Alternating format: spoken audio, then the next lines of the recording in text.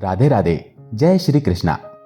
दोस्तों, आज की कहानी एक सत्य घटना पर आधारित है। हमारे जीवन में कई बार ऐसे चमत्कार होते हैं जिन्हें हम साधारण घटना समझकर नजरअंदाज कर देते हैं, लेकिन अगर भक्ति की आंखों से देखा जाए तो उन घटनाओं में चमत्कार छुपे होते हैं। आज की ये कहानी भी कुछ ऐसी ही है। ये कहानी है मध्य प्रदेश के भोपाल में रहने वाली रागिनी जी की। भोपाल, जो कि मध्य प्रदेश की राजधानी है, एक ऐसा शहर है जहां झीलों की सुंदरता और ऐतिहासिक स्थलों की छटा बिखरी हुई है। इसी शहर में रागिनी जी यहां के एक शांत इलाके में रहती थीं। उनका घर साधारण था, जहां परिवार के सदस्यों के बीच प्यार और स्नेह का वातावरण हमेशा बना रहता था। रागिनी जी एक गृहिणी थी, जिनका जीवन परिवार की देखभाल और घरेलू कार्यों में बीतता था। लेकिन जीवन की भाग दौड़ में कभी कभी स्वास्थ्य की अनदेखी हो जाती है, और यही रागिनी जी के साथ हुआ। इस कहानी की शुरुआत तब से होती है जब 5 साल पहले रागिनी जी काफी बीमार हो गई थी। उस समय रागिनी जी की उम्र करीब 45 वर्ष की थी और वे एक सामान्य जीवन जी रही थी। लेकिन अचानक एक दिन उन्हें तेज बुखार आया, जो दिनों दिन बढ़ता गया। डॉक्टरों ने जांच की तो बीमारी का कुछ पता नहीं चल रहा था। काफी इलाज करवाने के बाद भी कुछ ठीक नहीं हो रहा था। यह बुखार उनके शरीर को कमजोर कर रहा था। वे बिस्तर पर पड़ गईं और घर के कामकाज सब ठप हो गए। उनके पति और बच्चे उनकी देखभाल में लगे रहे, लेकिन बीमारी ने उन्हें इतना थका दिया कि वे धीरे धीरे उठने बैठने में भी असमर्थ हो गईं, और बीमारी के कारण वो धीरे धीरे डिप्रेशन में चली गईं। डिप्रेशन की शुरुआत छोटी छोटी बातों से हुई। नींद न आना, भूख न लगना और हर समय एक उदासी का एहसास। रागिनी जी, जो पहले हंसमुख और बातूनी थी, अब चुपचाप रहने लगी। उनके मन में नकारात्मक विचार आने लगे, जैसे कि जीवन व्यर्थ है या वे परिवार के लिए बोझ हैं। डॉक्टरों ने दवाइयां दी, लेकिन मन की बीमारी दवाइयों से ज्यादा मन की शक्ति से ठीक होती है। उनका मन खराब रहने लगा था। हर सुबह उठते ही उन्हें एक अजीब सी बेचैनी घेर लेती थी। घर की दीवारें उन्हें कैद जैसी लगती और बाहर की दुनिया से कटाव महसूस होता। परिवार वाले चिंतित थे, लेकिन वे समझ नहीं पा रहे थे कि कैसे उनकी मदद करें। किसी चीज में उनका मन नहीं लगता था, चाहे टीवी देखना हो, किताब पढ़ना हो या घर के काम में हाथ बटाना, उन्हें सब व्यर्थ लगता। वे घंटों बिस्तर पर लेटी रहती, आंखें छत पर टिकी और विचारों की एक अंतहीन श्रृंखला में खोई रहती। लोग उन्हें पूजा पाठ में मन लगाने को कहते। पड़ोसी और रिश्तेदार आते और कहते कि रागिनी जी, भगवान का नाम लो, पूजा करो, मन शांत हो जाएगा। लेकिन पूजा पाठ में भी उनका मन नहीं लगता था। पूजा का नाम सुनते ही उन्हें एक बोझ सा लगता था। घर में छोटा सा मंदिर था, जहां रोज दिया जलाया जाता था, लेकिन रागिनी जी अब वहां जाना भी पसंद नहीं करती थीं। उन्हें लगता था कि यह सब औपचारिकता है और उनका मन इतना अशांत है कि भगवान तक पहुंच ही नहीं पाएगा। उन्हें समझ नहीं आता था कि क्या करें। रातें कटती, दिन बीतते, लेकिन समाधान नहीं मिलता। परिवार ने मनोचिकित्सक की सलाह ली, लेकिन दवाओं का असर अस्थायी था। उस समय रागिनी जी ने सत्संग ज्वाइन किया। सत्संग की शुरुआत एक पड़ोसी महिला के सुझाव से हुई। वो महिला खुद सत्संग में जाती थी और एक दिन वो रागिनी जी को देखकर बोली, बहन जी, आइए ना हमारे साथ सत्संग में। वहां ठाकुर जी की कथाएं सुनकर मन को शांति मिलती है। रागिनी जी ने हिचकिचाते हुए हामी भरी, क्योंकि कुछ तो करना था। पहली बार सत्संग में जाना उनके लिए एक नया अनुभव था। वहां महिलाएं एकत्र होती, भजन गाती और गुरु माता ठाकुर जी की लीलाओं का वर्णन करती। और सत्संग में शामिल होने के बाद, सत्संग में ठाकुर जी की बात सुनने के बाद उनका मन धीरे धीरे अच्छा होने लगा।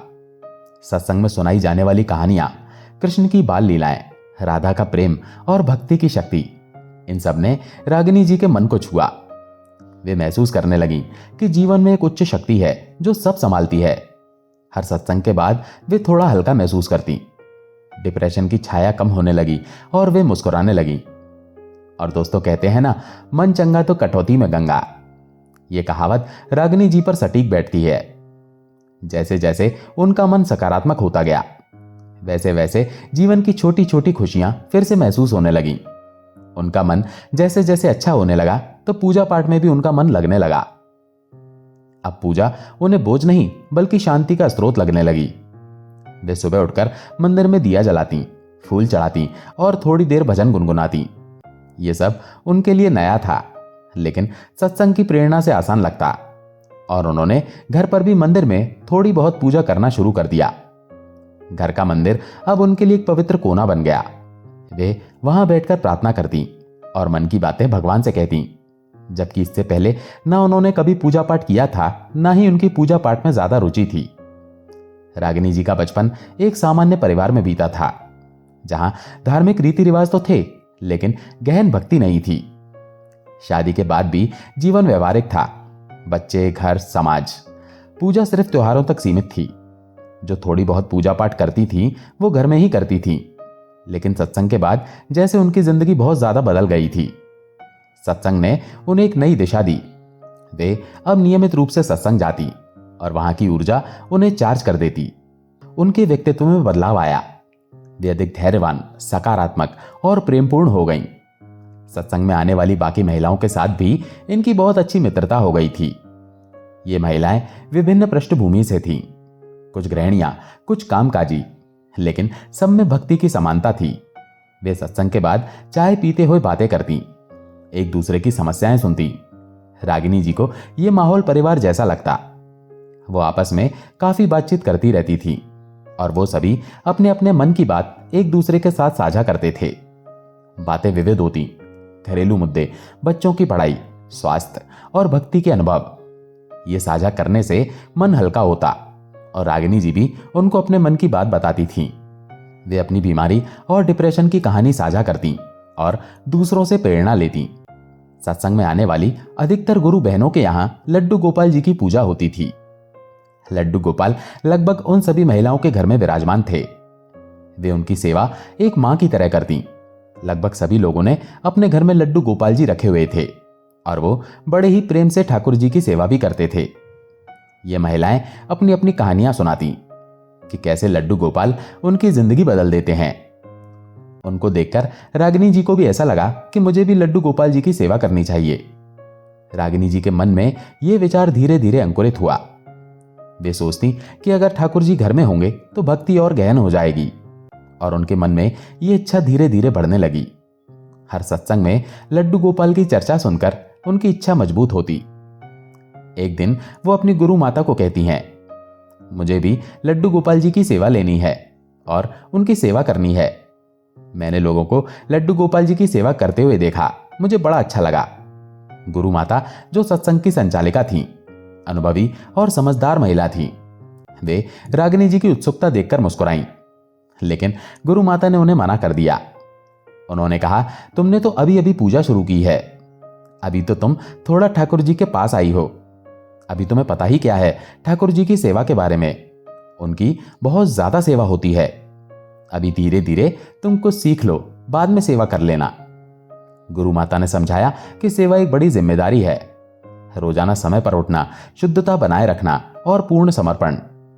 रागिनी जी नई थी, इसलिए उन्हें इंतजार करने को कहा। गुरु माता के मना कर देने से रागिनी जी का मन थोड़ा सा खट्टा हो ही गया था। वे उदास हुई, पर उन्होंने सोचा, ठीक है, जो मना किया है तो मना किया है।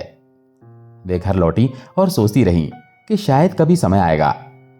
पर ऐसे में एक दिन उनकी एक फ्रेंड को उनके मन की बात पता चलती है।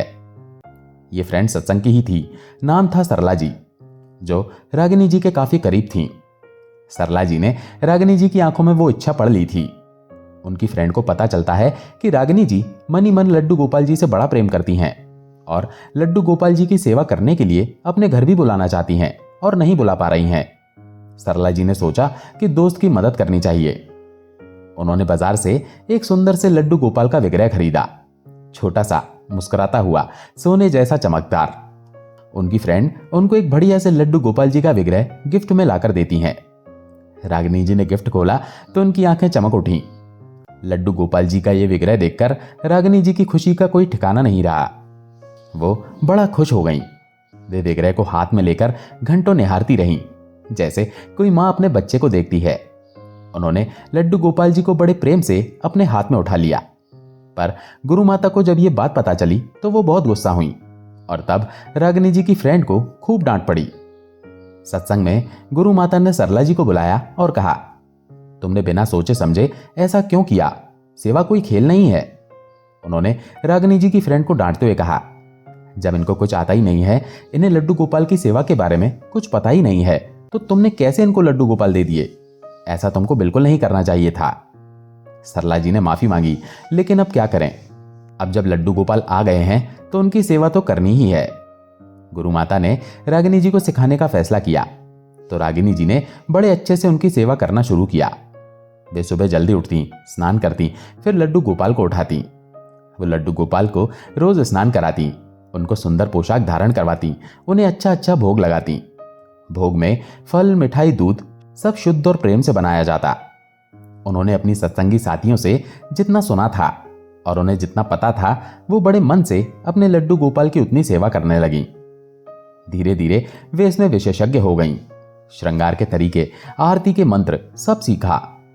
गुरु माता भी ये जानकर खुश हो गईं। वो बोली, तुमने तो बढ़िया सेवा करना शुरू कर दी है। गुरु माता ने सत्संग में रागिनी जी की प्रशंसा की कि कैसे नई भक्तिन ने इतनी जल्दी सीख लिया। अब ऐसे में एक दिन की बात है, रागिनी जी का खुद का एक फार्म हाउस है। यह फार्म हाउस भोपाल से थोड़ी दूर ग्रामीण इलाके में था। वहां हरी भरी खेतियां, फल सब्जियां उगती थीं। रागिनी जी के पति ने इसे निवेश के रूप में खरीदा था। उस फार्म हाउस में उनका माली और उसकी पत्नी रहते थे।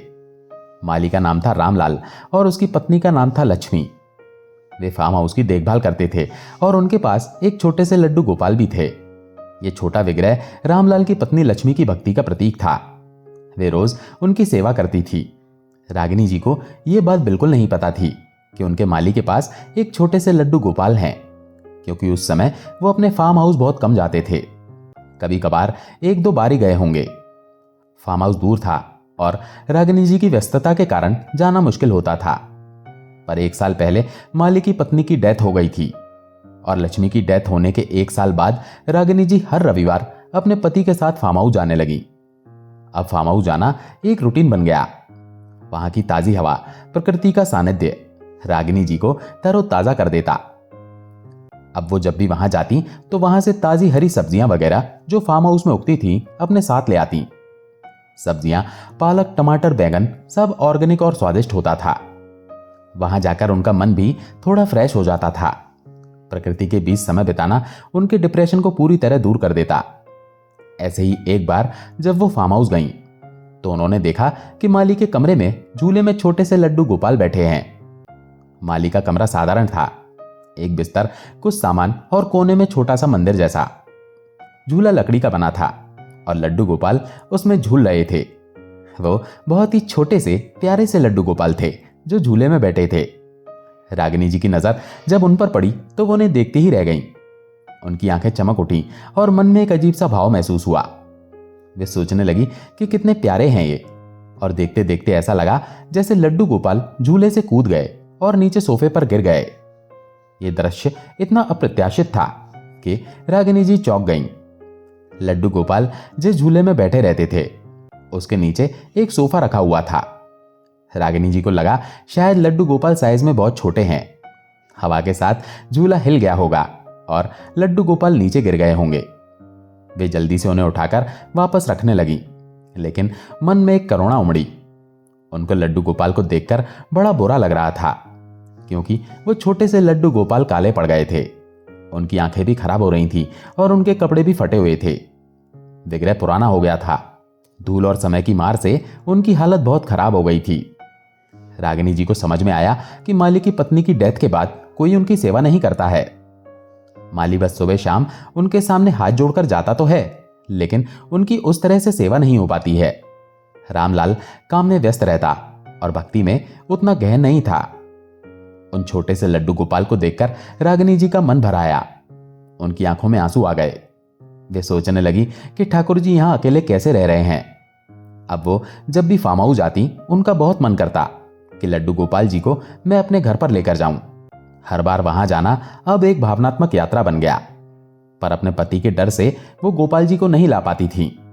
उनके पति धार्मिक थे, लेकिन घर में एक से ज्यादा विग्रह रखने को व्यर्थ मानते थे।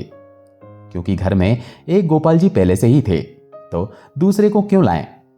इसी वजह से वो गोपाल जी को हाथ जोड़कर वापस आ जाती थीं।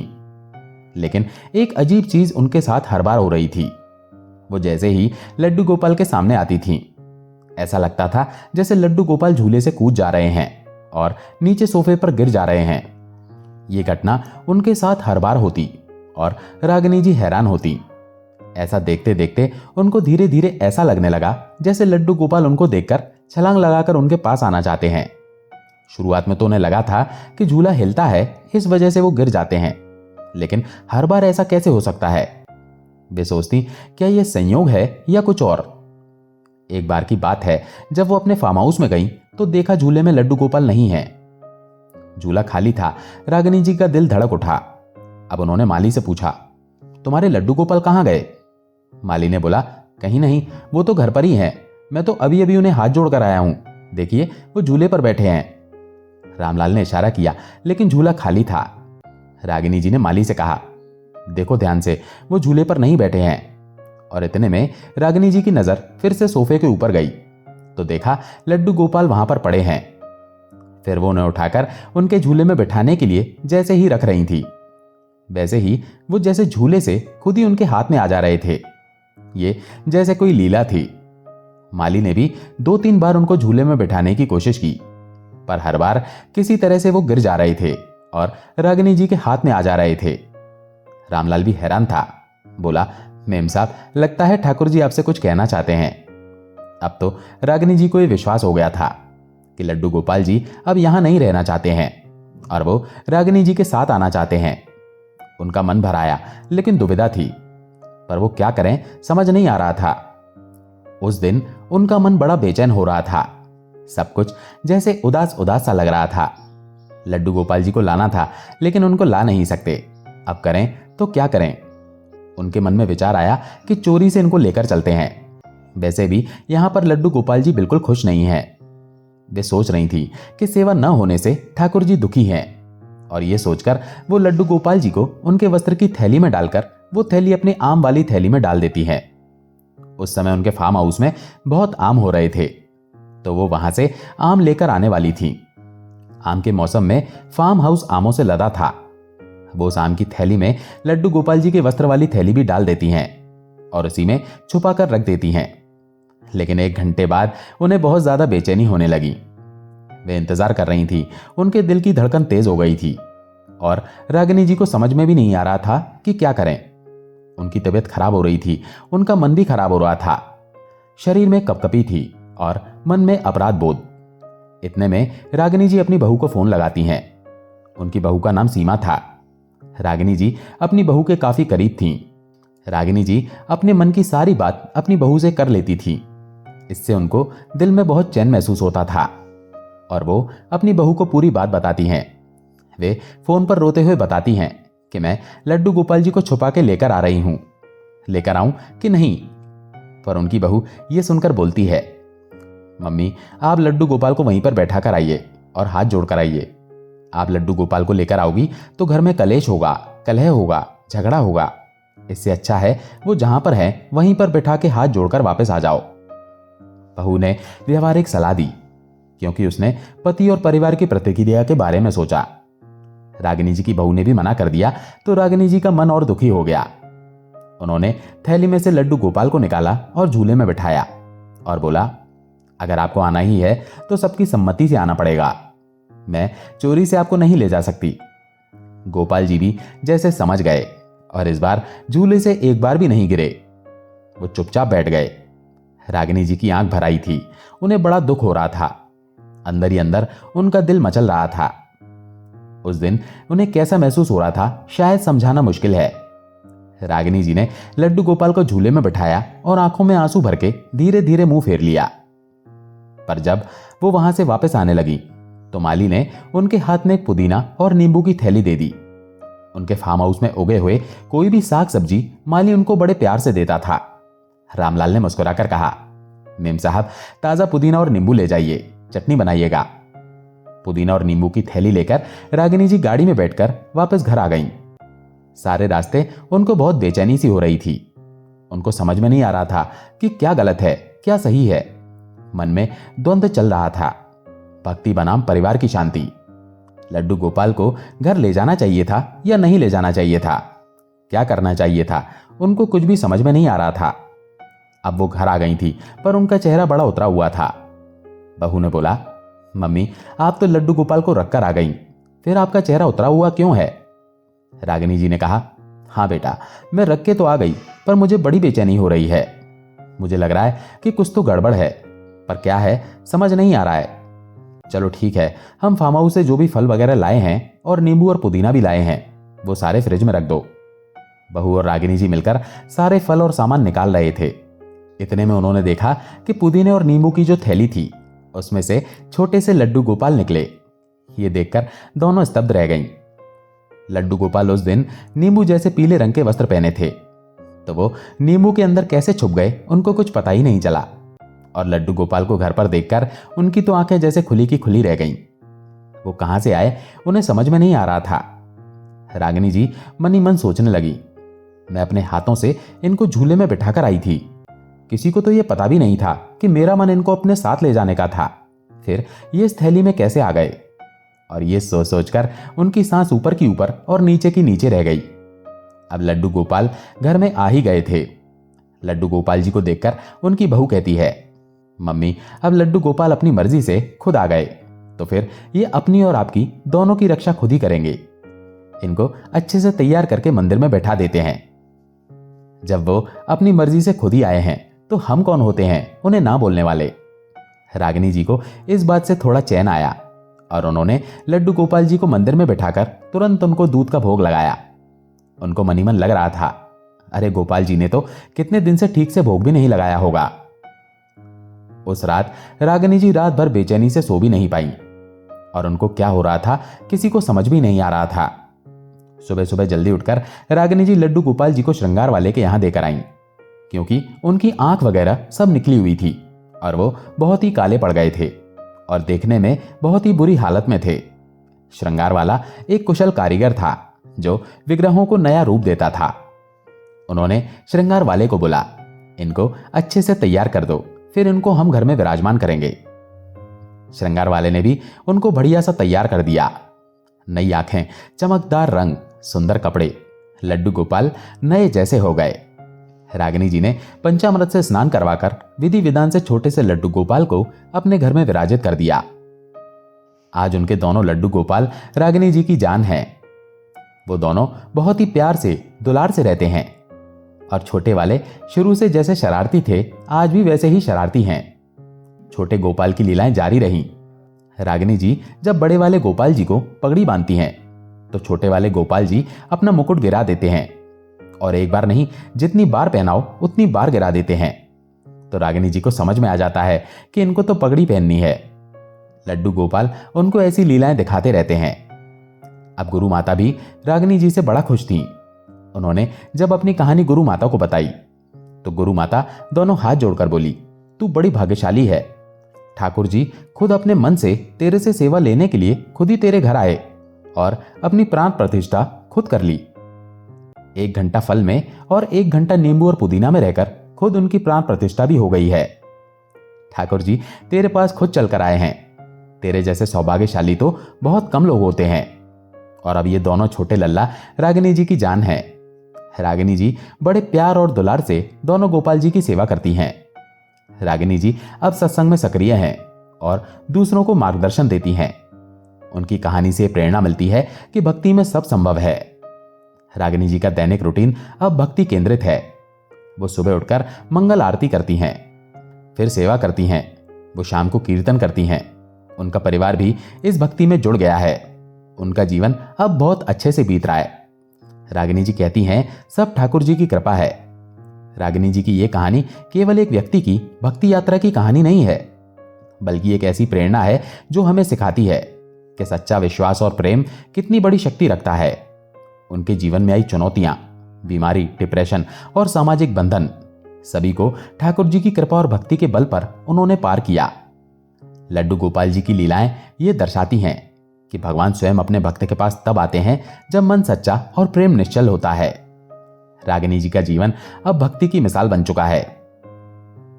दोनों लड्डू गोपाल बड़े और छोटे उनके जीवन की धुरी बन गए हैं। छोटे गोपाल की शरारतें जैसे मुकुट गिराना और पगड़ी की मांग करना रागिनी जी को हर दिन ठाकुर जी के बाल स्वरूप की सजीवता का एहसास करवाती है। ये कहानी हमें सिखाती है कि जीवन की हर परिस्थिति में, चाहे वो कितनी भी कठिन हो, भक्ति का मार्ग हमें नई राह दिखा सकता है। मन की शुद्धता और भगवान पर अटूट विश्वास हर बाधा को दूर कर सकता है। ठाकुर जी की लीलाएं अनंत हैं और वे अपने भक्तों को कभी अकेला नहीं छोड़ते। इस कहानी को सुनकर और पढ़कर आइए हम सब अपने जीवन में भक्ति और प्रेम का दीप जलाएं। दोस्तों, आशा है ये कहानी आपको पसंद आई होगी। अगर पसंद आई हो तो वीडियो को लाइक करके कमेंट में जय श्री कृष्ण जरूर लिखें। चैनल पर अगर पहली बार आए हैं तो चैनल को सब्सक्राइब जरूर करें। जय श्री कृष्ण।